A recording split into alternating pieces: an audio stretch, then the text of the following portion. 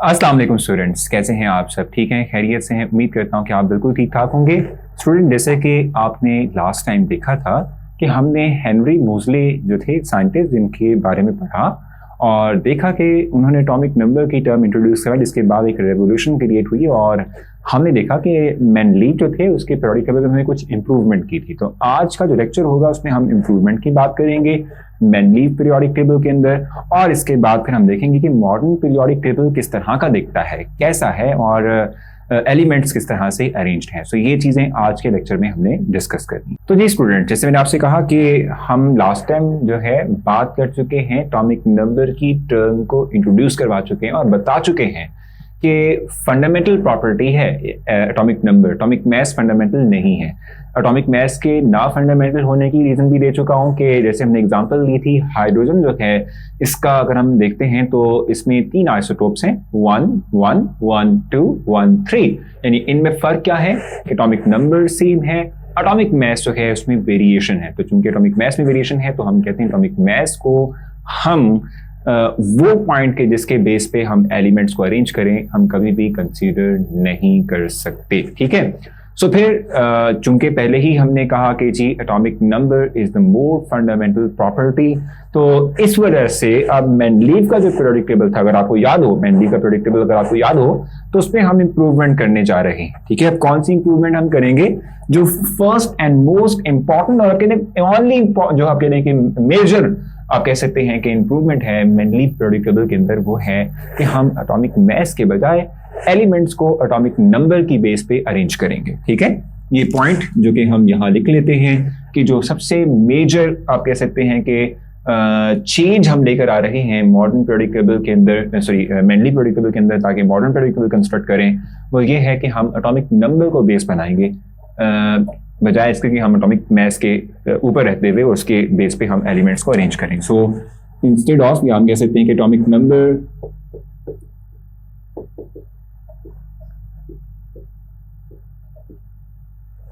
will be used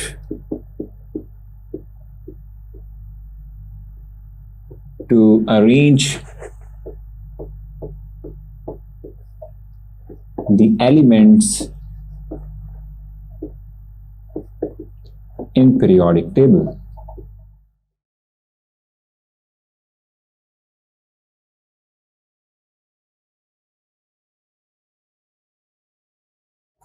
ठीक है जी, सो periodic table में एलिमेंट्स को अरेंज करने के लिए हम एटॉमिक मैस के बजाय एटॉमिक नंबर के हवाले से देखेंगे और एटॉमिक नंबर के साथ ही जो है हम क्या करेंगे, एलिमेंट्स को अरेंज करेंगे। अब हमने ये बात कही थी लास्ट लेक्चर में भी कि atomic number is the fundamental property. Fundamental property क्यों है, उसकी 2 रीजंस आपकी बुक में लिखी हुई हैं। ठीक है, फंडामेंटल प्रॉपर्टी एटॉमिक नंबर क्यों है, एटम की एटॉमिक मैस क्यों नहीं है, उसकी 2 रीजंस लिखी हुई हैं। तो पहला पॉइंट आपके बुक में लिखा हुआ है वो ये है कि एटॉमिक नंबर जो है वो इंक्रीज करता है, रेगुलरली इंक्रीज करता है एटॉमिक आप कह रहे हैं कि पीरियोडिक टेबल के अंदर जब आप एलिमेंट को अरेंज कर देते हैं। ठीक है, एटॉमिक नंबर रेगुलरली इंक्रीज करता है। रेगुलरली इंक्रीज करने का मतलब आप सिंपल ये ले सकते हैं कि जैसे एटॉमिक मैस था, एटॉमिक मैस जो है एलिमेंट्स का वो फ्रिक्शन की फॉर्म में यानी पॉइंट्स की शक्ल में भी हो सकता है। जस्ट लाइक मैं कहता हूं हाइड्रोजन की अगर आप बात करते हैं, सो हाइड्रोजन का एटॉमिक मैस जो है दैट इज 1.008। क्लोरीन का अगर आप देखें तो इसका है 35.5। ठीक है, इस तरीके से नियॉन की अगर आप बात करेंगे तो उसका 20.18 होता है। तो चूंकि ये पॉइंट्स की शक्ल में भी होते हैं एटॉमिक मैसेज, ठीक है, तो रेगुलर अरेंज आप कहते हैं इंक्रीजमेंट नहीं होती। ठीक है, यहाँ पर लेकिन एटॉमिक नंबर की अगर हम बात करें तो एटॉमिक नंबर जो है वो डिजिट्स की फॉर्म में इंक्रीज करता है, रेगुलर अरेंजमेंट होती है, पैटर्न डेवलप होता है। ठीक है, तो फंडामेंटल क्यों एटॉमिक नंबर? एक तो रीजन ये कि रेगुलरली इंक्रीज करता है, दूसरा पॉइंट जो है वो ये है कि हर एक एटम का ये फिक्स होता है, हर एक एटम का ये फिक्स होता है, हर एक एलिमेंट का ये फिक्स होता है। अगर आप एटॉमिक मैस की बात करें तो एटॉमिक मैस तो हमने देखा था ना कि अगर एक ही एलिमेंट में मोर देन 1 आइसोटोप्स हो तो उसके फर्क आ जाता है ना एटॉमिक मैसेज के अंदर, लेकिन एटॉमिक नंबर सेम रहता है तो ये फिक्स रहता है। तो इस वजह से हमने एटॉमिक नंबर की टर्म को एज अ फंडामेंटल लिया था और इसी बेस पे हम क्या करने वाले हैं कि अपना जो पीरियोडिक टेबल है, ठीक है, उसको हम चेंज करेंगे, जो मेनली ने दिया था उस पर इंप्रूवमेंट लेकर आएंगे और एटॉमिक नंबर की बेस पे हम एलिमेंट्स को अरेंज करेंगे। तो ये पॉइंट हमारा सामने आ गया, ठीक हो गया। अच्छा जी, तो अब मॉडर्न पीरियोडिक टेबल की अगर हम बात करें तो मॉडर्न पीरियोडिक टेबल को अब हम इंक्रीजिंग एटॉमिक नंबर की बेस पे, instead of increasing atomic mass, increasing atomic number की बेस पे एलिमेंट्स को अरेंज करेंगे।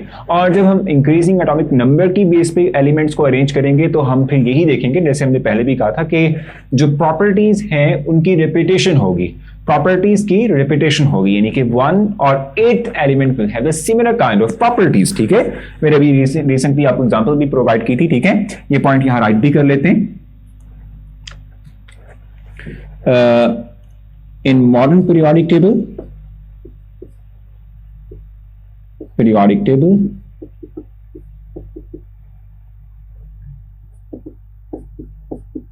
we arrange element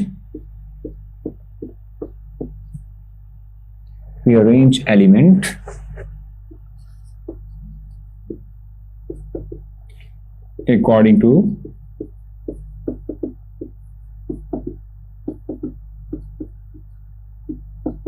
increasing atomic number, and by this the properties of the element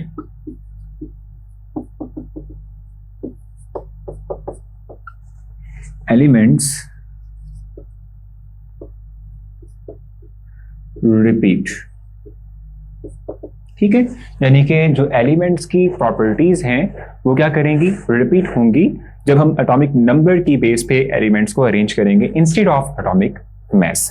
I think so यहां तक की बातें हमारी समझ आ चुकी हैं।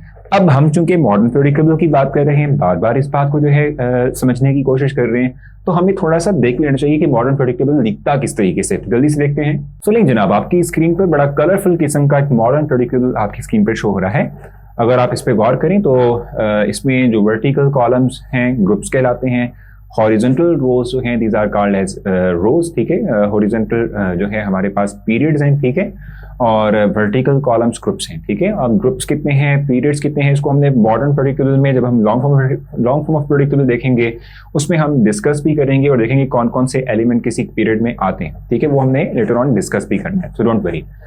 लेकिन अब तक के लिए आप देखें कि मॉडर्न पीरियोडिक टेबल जो है उसमें आपने देखा कि जो मेंडली का पीरियोडिक टेबल था उसके अगेंस्ट हम जाते हुए हमने एटॉमिक नंबर की बेस पे एलिमेंट्स को अरेंज किया हुआ है। ठीक है, और यहाँ पर आप डिफरेंट कलर्स देख रहे हैं, कलर पैटर्न्स देख रहे हैं। इस तौर पे जो एलिमेंट्स मौजूद हैं इनसाइड द पीरियोडिक टेबल उसकी प्रॉपर्टीज को रिफ्लेक्ट करते हैं। ठीक है, ये आप कहते हैं नेचर ऑफ एटम को रिफ्लेक्ट करते हैं। ठीक हो गया, जिसको मैं लेटर ऑन डिस्कस भी करूंगा कि कोई एक स्पेसिफिक कलर किस जो है तरह की प्रॉपर्टी को शो करता है या किस तरह के एलिमेंट्स को जो है वो शो करता है। ठीक है, तो इस वक्त जो है आप इस वक्त मॉडर्न पीरियोडिक टेबल जो देख रहे हैं, इट्स द एडवांस्ड आप कहने फॉर्म ऑफ या modern form of Mendeleev's periodic table. ठीक है, इसी की हम इस वक्त डिस्कशन कर रहे थे।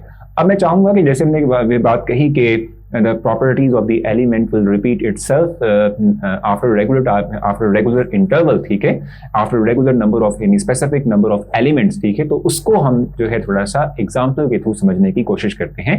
एक एग्जांपल उसकी हम ले लेते हैं। जी, तो स्टूडेंट्स, इसमें आपसे कहा कि हम इस वक्त एग्जांपल लेंगे। मैंने एग्जांपल ये पहले भी कोट की हुई है, पहले भी समझाई हुई, लेकिन चूंकि बुक में इस टॉपिक में भी वो एग्जांपल यहाँ पे कोट की गई तो मैं समझाना मतलब मेरे लिए जरूरी होगा। मैं आप लोगों को बता देता हूं कि क्या वो कहना चाह रहा है। ठीक है, हमने अगर आपने गौर किया हो तो लिथियम लास्ट लेक्चर में भी देखा था, फिर बेरिलियम, फिर आई थिंक सो ये याद हो जाना चाहिए आप लोगों को, जितनी दफा मैं रिपीट कर चुका हूं इसको। मुझे थोड़ा सा इस तरह को बनाना पड़ेगा ताकि आप लोगों को नजर आ जाए।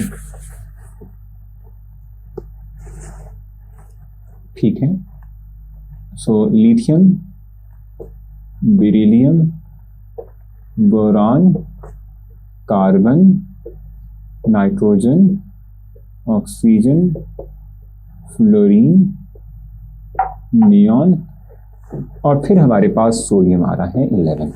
अब आपके अगर आप बुक पे गौर करें, इस टॉपिक के अंदर एक एग्जांपल दी हुई है। उसने कहा है कि जी Z = 3 जो कि है लिथियम और Z = 11 जो कि है sodium. will have a similar kind of properties. अगर आप काउंट भी करें, so 1 2 3 4 5 6 7 8, so first and eighth element will have the similar kind of properties. क्यों? रीजन के हमने बात कही थी कि जो प्रॉपर्टीज हैं जब एटॉमिक नंबर की बेस पे एलिमेंट्स को अरेंज करेंगे तो वो रिपीट होती हैं, ठीक है। इसी बात को हमने आगे जाके जो है और मजीद डिटेल में डिस्कस भी करना है। जब नेक्स्ट लेक्चर जब हम डिस्कस करेंगे तो उसमें मैं आपको मजीद और जो है क्लैरिटी से पढ़ाऊंगा, बताऊंगा, समझाऊंगा, ठीक है। सो मुझे उम्मीद है कि यहाँ तक की तमाम बातें आपको समझ आ चुकी होंगी और हम जब नेक्स्ट लेक्चर में बात करेंगे मजीद इससे मुतालिक तो आपकी बेस बन चुकी होगी, हम मजीद जो है डिटेल्स में जा सकेंगे। तो अपना ख्याल रखें, इंशाल्लाह आपसे मुलाकात होगी कल तक के लिए।